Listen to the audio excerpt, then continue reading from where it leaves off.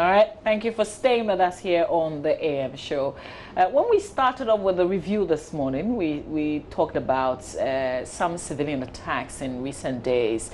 We've had two separate incidents just this week. On Monday, a police officer was attacked at Amasaman, and then on Tuesday, some angry youth in Asamankesi attacked a fireman for arriving late at a fire scene. So we want to discuss this in the more psychological way. I mean, is there something going on? If you look at some incidents that has been happening in our country. So Samuel Wiafe is a psychologist, and he joins us for a discussion on this phenomenon. Good morning to you, if you can hear me. Thank you very much, first of all, for your time. I've just cited two this week of attacks that some people have, and then there's also the one that happened with the school teacher, the headmaster, who was assaulted, who unfortunately died because of the attack by some young people. I want to ask, what with what's been happening, if you follow the trend and if you make sense of what is happening.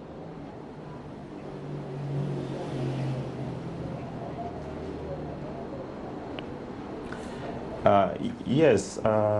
I've been following some of the incidents that have happened over the period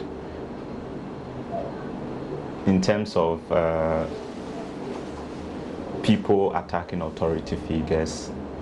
So in this case, we're talking about people attacking the security personnel who have been assigned to protect us. And usually what comes to mind is, why would someone attack someone who has been mandated or been assigned to protect us?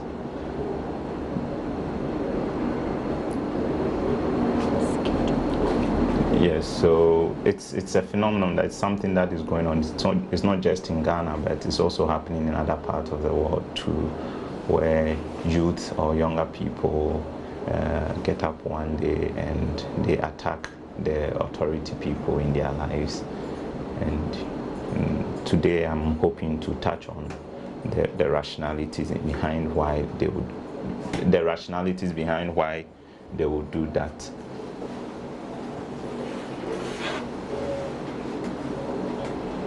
Okay, so Ms. So you are saying that this is not just us. This is something that is also happening around the world. Could you ask something in a bit early in the morning when we're doing the review and when we're talking? Do we understand our own psychology as a people? Do we understand the kind of reactions that we give to incidents that happen? Do we understand sometimes that is a system issue and not the people or the officers put in charge? For instance, this fire officer who was beaten.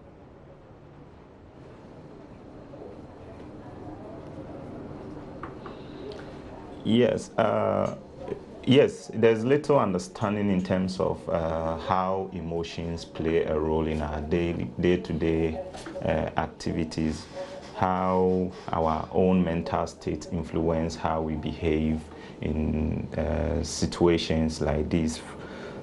Some of these incidents, you can best understand it from in our field, what we call the frustration aggression theory. Which normally describes why people act in an aggressive way. And sometimes it's a little understanding of why we would become angry, especially for our part of the world where we do not expect people to be angry or express some kind of emotions. It becomes very difficult for the people to also understand those emotions and be able to manage them effectively. So, going forward, what do you think, what from a psychologist's point of view, what are some of the things that we have to take key notes of, if you like?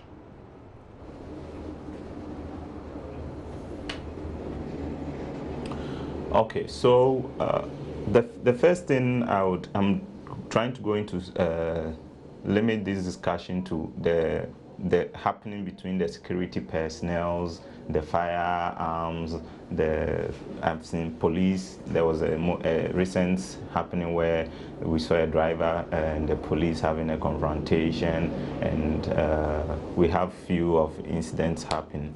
One of the things that can trigger such behaviors is from trying to understand that majority of people might be angry at the security or the authority who have been assigned to protect us. And why can these things happen? It's because basically people have lost trust for them. You find police being involved in several scandals, or you find military people being involved even in armed robbery and other incidents which they are supposed to, which they are supposed to protect us. You find them being the same people doing them. And the other thing is lack of respect and values. If there's a statement that if the salt loses the taste, there's no value in it. If a police or a soldier or a firearm is supposed to perform a certain duty and then they violate or they do otherwise of what they are not supposed to do, it becomes difficult for the people to value them for who they are, and therefore the people do not see the need or the use of them.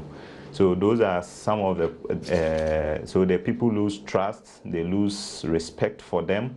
And then we can also understand it that generally people, if you bullying as a variable, you see a lot of bullying going on where people are being charged for on the street, they take monies from them, they do all sort of things, and arresting people for harassing people on the street and getting them involved in several instances, and it becomes very difficult because that's bullying. And if you continue to bully the people, you watch the TV today, the police has bullied these people, they've assaulted this one, when you continue to bully the people, they become very angry at you, and the anger can lead to those violent behaviors, because the majority of people might have a poor mental health, and they might not be able to express or manage the anger effectively as they ought to. So they might act more aggressively or in a violent way towards the person that has done or has hurt them or has harassed them. Sometimes people might have mental illnesses which can lead them being violent. For example, if someone has been traumatized before by police or a soldier or anybody, if another soldier or if the person meets another soldier or police, the odds of having flashbacks of what the police did to them, so therefore they try to defend themselves even when the other police might be innocent, it's very high, because it presents like the event is going to happen again, it's going to happen, so they have the urges to protect themselves. Also, personality factors also play a key role here. There are people who have, because of their personality, we call it personality disorders, like antisocial personality, borderline personality, people with narcissistic personalities. All of these are personality disorders which can also make people very act violently and aggressive towards others. So let me explain the narcissistics. These narcissistics think that they are the most important people, or they have they deserve some special treatments, and in a case where police is trying to or tell them to behave in a certain way, they may disvalue or disregard the orders of the police, and therefore might act aggressively towards them.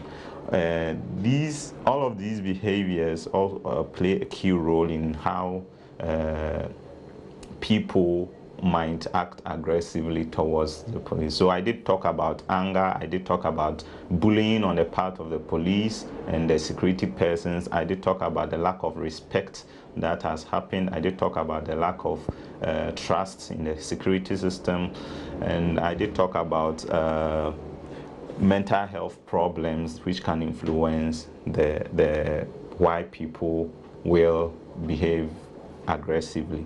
The other thing that I would like to talk about is the stresses. Every day that we go through life, we face stresses, marital issues, financial problems, loss of jobs, so many things stress us by the day. And when we are so stressed, the odds of finding a way to exert some of these tensions is very high, and sometimes we try to displace it on others. So the stress also plays a key role. The daily life changes that we go through, the daily life hassles that we go through can really affect how we cope with how we cope with authorities as well. Now, one theory that can also explain the aggressive behavior is is motivation, the theory of motivation. What drives people from being aggressive? What would drive people and what will make people act more aggressively? We can understand one of them from a group dynamics. When we belong to a particular group, for example, you are on the street, the police is giving an instruction. One person says, "Oh, police, let's leave these police, they are like that." People will not even reason, they will just join in, and then it starts, and then you get a large group of people inciting the person or the people to act in that way. So the group dynamics play a key role. The people, the networks around you, and the people you associate with, they tell if people acting aggressive towards the authority or they will obey the rules at that moment. Then apart from the group dynamics, you know, some people are also paid to behave aggressive. Some people are pushing agendas. They are pushing other people's ulterior motives, and they do that. So when they continue to act, that's their job. They have been giving some incentive to continue to act that way, just to do for a purpose. It could be for religious purpose, it could be for political purpose, it could be for any purpose, but that's what their role is, that's their job. So externally they are benefiting, they are getting some money, so they will continue to do those, so that the image will be like just to send a message, send their agenda across to others to know that they have a message to deliver. So these are some of the points that might cause, and it's still from the frustration, aggression. If someone is frustrated, the person will behave aggressive. The odds of the person behaving aggressive is very high.